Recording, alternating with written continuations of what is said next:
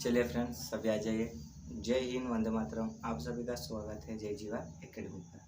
Friends, आज की इस वीडियो में हम देखेंगे कक्षा में बहुभाषिता एवं चुनौती के रूप। मतलब कि जो बहुभाषिता होती है उसमें मतलब किस तरह से मतलब बच्चों को जो है या शिक्षक को जो है किस तरह से चुनौतियों का सामना करना पड़ता है, ठीक है ना।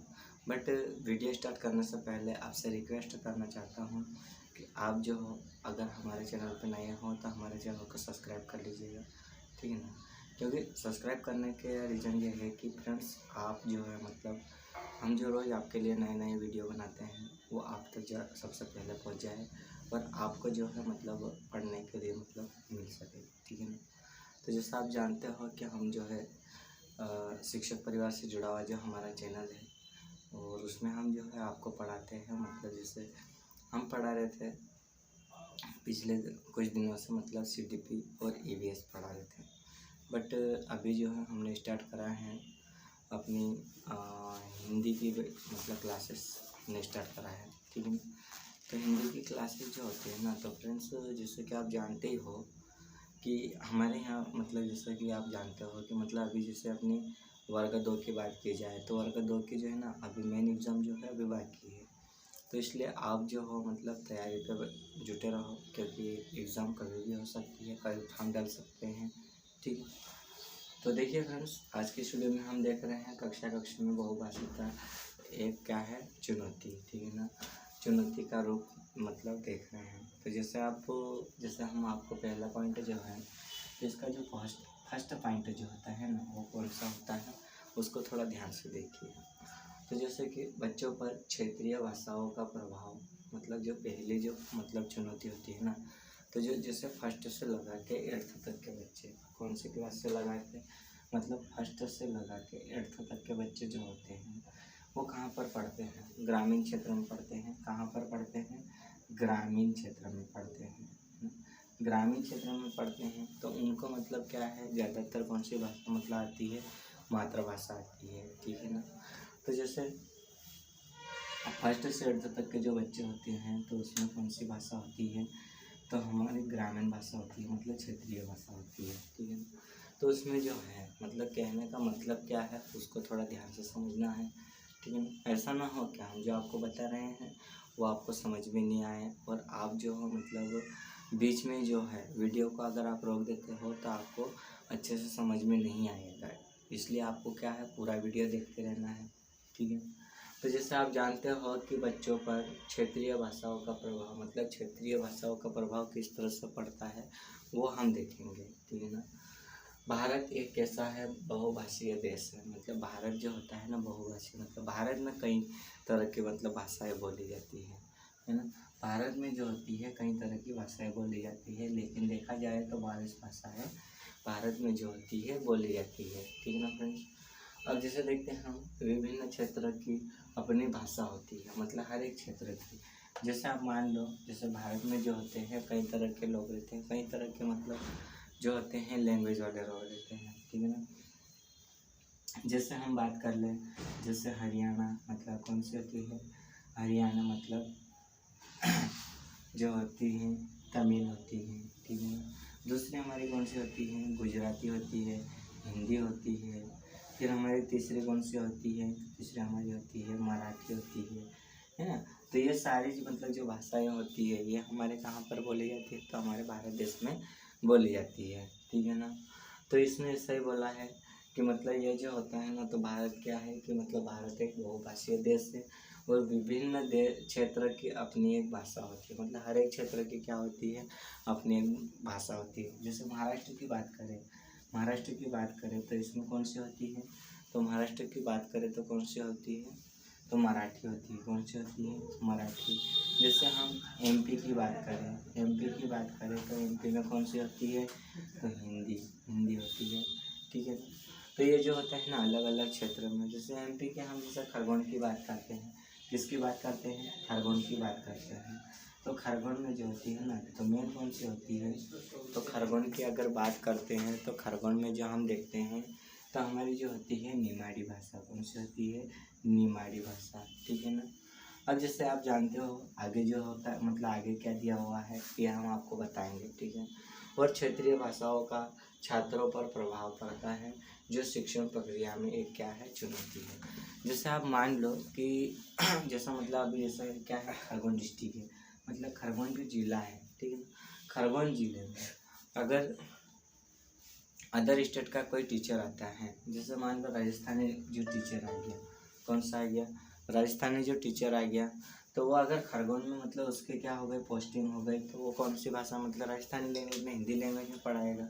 बट खरगोन के जो बच्चे होते हैं तो उनको कौन सी लैंग्वेज मतलब ज़्यादा, तो कौन सी लैंग्वेज के बच्चे हैं, तो अधिकतर जो होते हैं ना तो कौन सी लैंग्वेज के होते हैं, तो ये हमारे जो होते हैं कौन सी होती हैं, तो निमाड़ी भाषा, मतलब कौन सी, निमाड़ क्षेत्र मतलब किसको, खरगोन को कहा जाता है, ठीक है ना।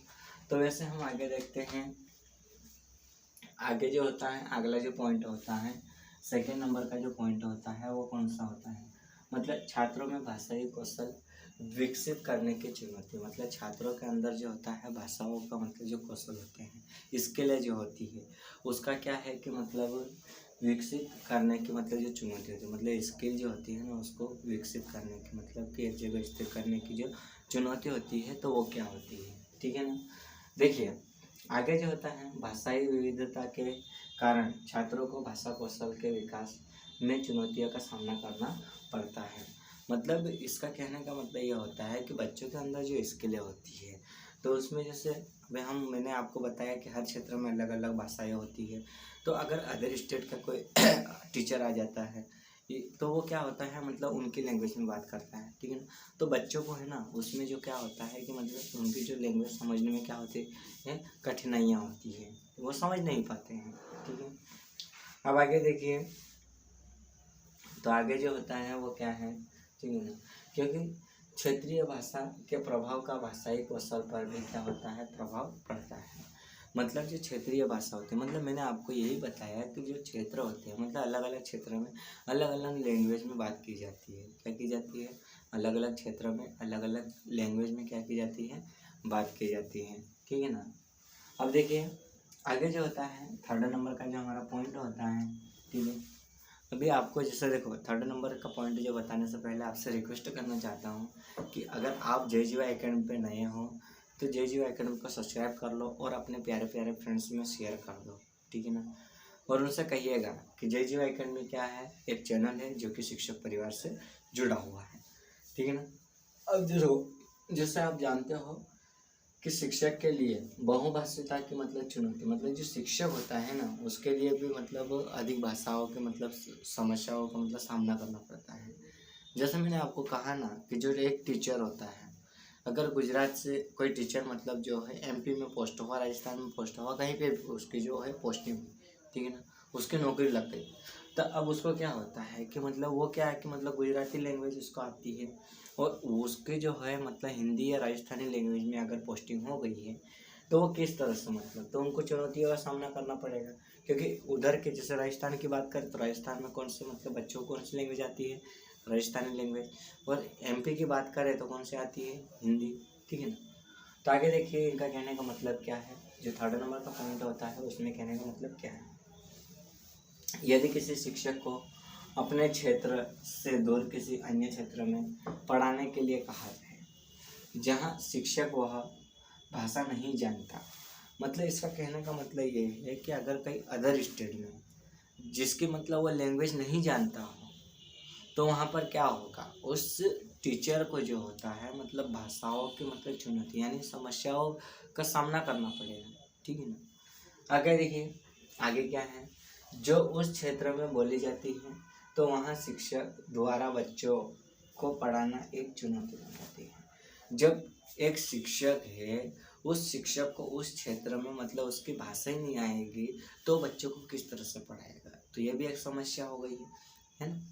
आगे देखिए आगे क्या है, इसका कहने का मतलब थोड़ा ध्यान से देखना है, ऐसा ना हो कि आपको जो है हम बता रहे हैं और आपको समझ में नहीं आए, तो इसलिए आपको कह रहे हैं कि ध्यान से थोड़ा देखना है, अच्छे से समझ में आएगा।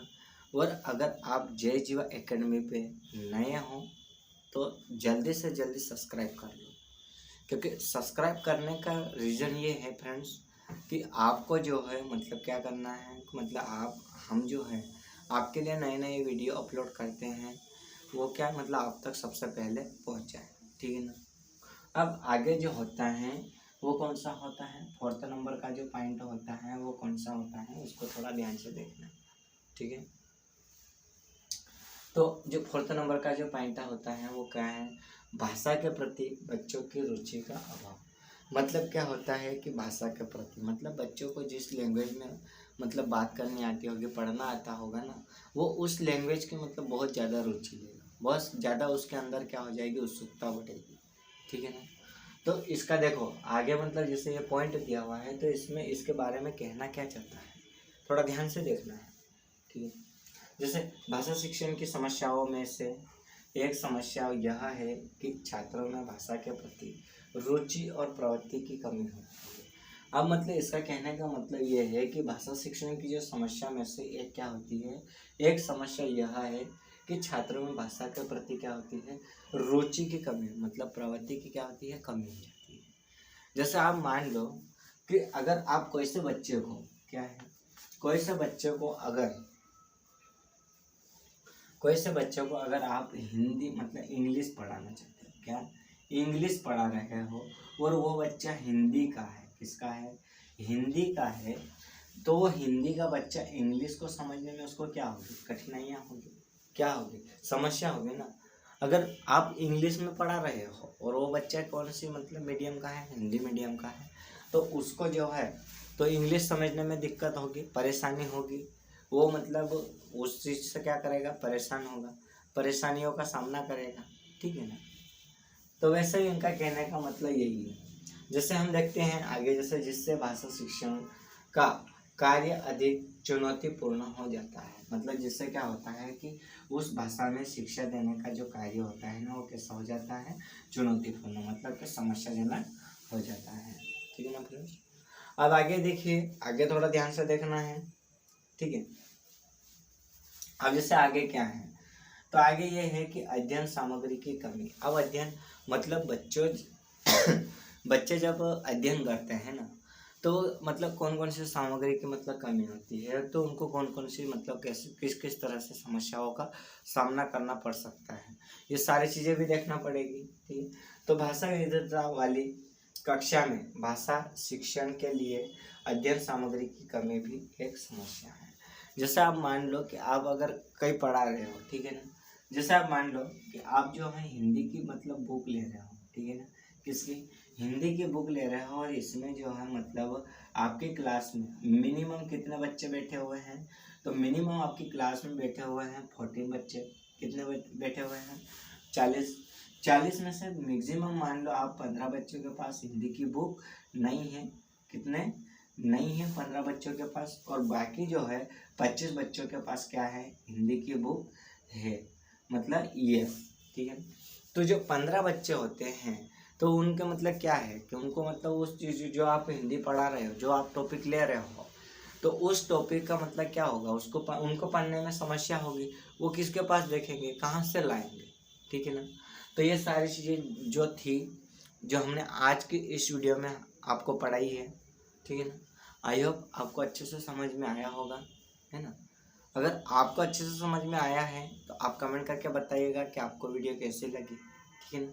तो आज की इस क्लास को हम यहीं समाप्त करते हैं, ठीक, चलो, जय हिंद।